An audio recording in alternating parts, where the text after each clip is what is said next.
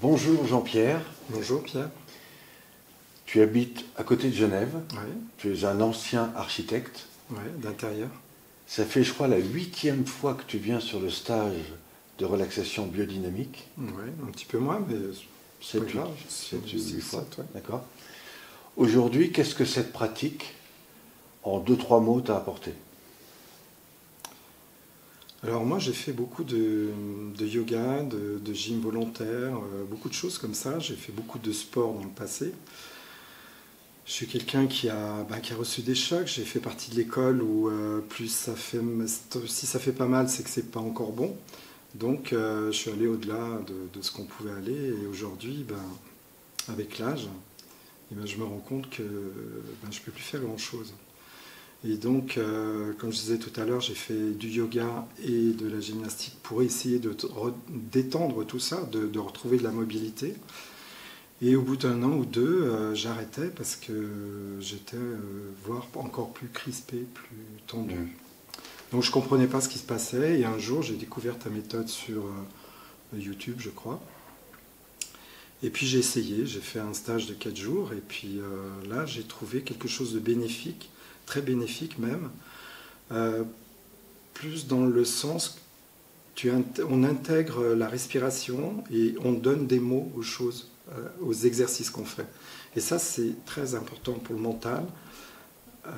Il faut quand même, on a une part intellectuelle, donc on essaie de comprendre des choses. Et là, ça devient beaucoup plus fluide et le corps se réouvre à nouveau grâce à cet enchaînement de mots, de phrases, de gestes et de respiration.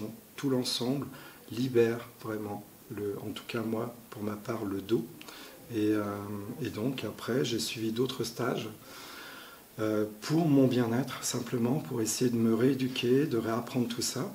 Et aujourd'hui, ça me fait un tel bien que j'ai décidé de suivre une formation pour enseigner et apporter ça aux autres, tous ceux qui peuvent être comme moi dans cet état et qui ne trouvent pas de solution. Alors Jean-Pierre a des qualités parce qu'il a l'énergie dans les mains, il est quand même des fois capable de guérir. Jean-Pierre, il y a 2 grandes étapes dans la relaxation dynamique. Il y a la pratique sur debout, où tu apprends à faire des exercices, et puis il y a toute la pratique sur table. Oui. Qu'est-ce que toi, cette pratique sur table, qu'est-ce que ça a mobilisé chez toi? Alors j'aime bien ce côté, ce contact avec le corps, avec l'autre, ressentir. Et moi, quand je suis sur la table, j'ai quelque chose de plus qu'au sol encore, parce qu'on va beaucoup plus loin, on a un accompagnement, et donc on va beaucoup plus loin dans le mouvement, dans l'étirement, et dans l'inspire et l'expire, et ça c'est bien. Alors, c'est, je crois, le 7e stage que tu fais avec moi, Ouais. et pourtant ce matin, c'était la première fois où je t'ai accompagné. Ouais. Qu'est-ce que toi t'as ressenti? Un relâchement total, ouais. Et puis surtout le poisson d'or, enfin cette vibration qui, tout au long de la colonne, en partant des pieds jusqu'à la tête, c'est quelque chose de magique, ouais, c'est le mot.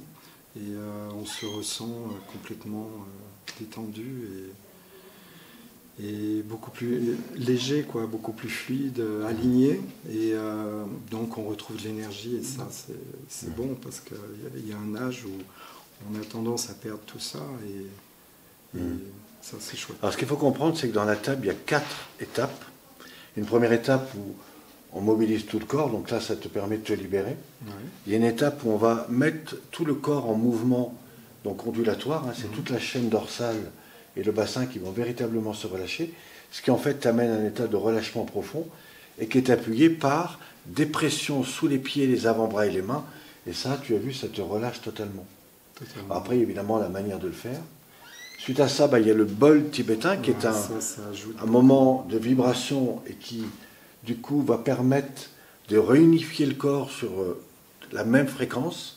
Et, ouais, là, tout à fait, ouais. et là, tu pars dans un truc qui est associé avec un petit carillon qui permet de faire, évidemment, ça t'ouvre le champ de la perception extracorporelle. Et puis enfin, après un état de relaxation, après un état d'ancrage que vous pourrez retrouver à tout moment, et bien naturellement, on remet le corps en mouvement. D'abord en mouvement, en respiration, c'est la phase d'étirement. Ensuite, tu passes sur le ventre, on fait quelques pressions. Et là, on redynamise le dos. Et puis enfin, tu vas passer en phase assise. On va réaligner la posture un petit peu méditative. Et là, tout doucement, tu descends sur le sol. On fait quelques Tao respiratoires. Et là, à ce moment-là, qu'est-ce qui se passe? Une grande détente, une libération, quelque chose de léger et on a envie d'aller. Alors, ce qui explique cela, c'est que simplement, à ce moment-là, le niveau mental, émotionnel et physique est tellement relié que, effectivement, la personne a l'impression de faire un. Est-ce que c'est ça? Tout à fait. Et comme tu disais, le bol, cette vibration, on rentre en soi en fait et on ressent toutes ces énergies qu'il y a à l'intérieur. Et ça, c'est fabuleux. C'est quelque chose qu'on ne peut pas percevoir dans plein d'autres pratiques. Je n'ai pas ressenti ça. Et ça, c'est une chose en plus qui donne. Écoute, je te remercie de ton témoignage. Je t'en remercie. Je vous retrouve bien sûr sur d'autres témoignages et bien sûr sur notre prochaine vidéo. À très bientôt, merci. Merci à vous.